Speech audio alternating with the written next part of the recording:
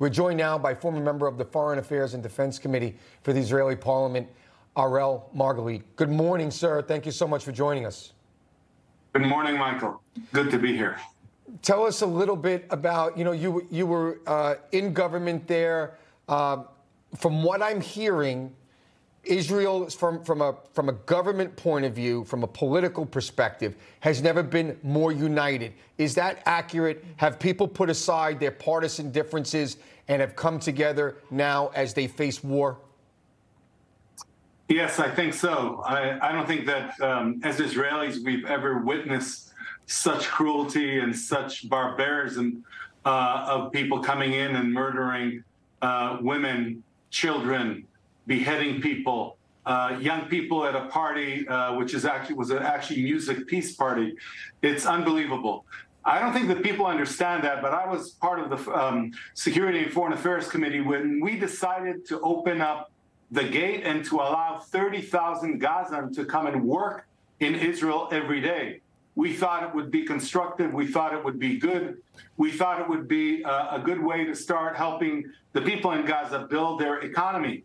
And we were the ones that were making sure that the Gazan got medical treatment in Israeli hospitals. So through those gates where we allowed people to come in to have a job, people carried out such cruel and unbelievable acts. So when Israelis see that, they gather together. All of us, many of us have been in the army in different forces. And I know that my unit is very determined, and I know that others are as well. And people are saying, no, we have to retaliate. Yes, we are reaching out our hands to many Palestinians in other Arab countries around the region for economic development, for the kind of security alliance, for the kind of things that we do together. But in the same vein that you speak for the moderates, you have to act with all your mights against the extremists, just like the U.S. acted against the Islamic State in 2017, 2018. Just like you guys woke up after 9/11 and understood that you should wipe out al-Qaeda, Israel understands it needs to wipe out Hamas. Definitely, and a huge part of that is looking at intelligence and trying to assess where Israel could maybe figure out where Hamas is and the chatter. As the days persist and Israel's readying for the next phase of war, are you experiencing any issues with your intelligence or concerns about potential breaches down the line? Well, I think that the Israeli intelligence, like the Israeli security forces, got a very cruel wake-up call, because I think that they feel that they failed some of the citizens of the state of Israel.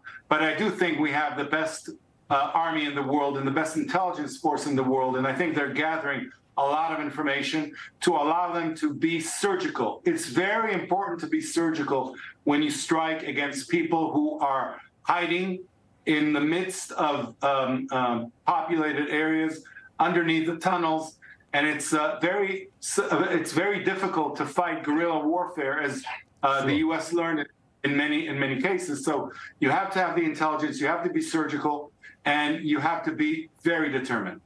Let me ask you this. We only have about a minute left, but I wanted to ask you, can you just articulate for those listening, you hear about the Gazan people and the oppression, but it's Hamas that has been oppressing them. It's Hamas that digs up water pipes so that they can make rockets. Can you just end and speak a little bit about the oppression of Gazan people and who's really responsible for it? Yes, I want to say clearly, I was among a party and among people that reached out our hands to the Palestinians. We have no quarrel with the Gazans, regular people. We have no quarrel with them. We were giving them jobs. We were giving them water. We were giving them electricity. We are working with people here in Jerusalem. I'm sitting in Jerusalem. I'm leading the largest venture capital firm in Israel, and we employ many Palestinians. We have an issue with Hamas, who are taking their population hostage, who are fighting Israel as terrorists, who are not worrying about the Palestinian rights, but are worrying about the Islamic State and its overtaking Israel. We will never let that happen. We want to have, we want to reach out to the people of Gaza, to the people in the West Bank. We want to have a life here together. We withdrew from Gaza. People need to realize that.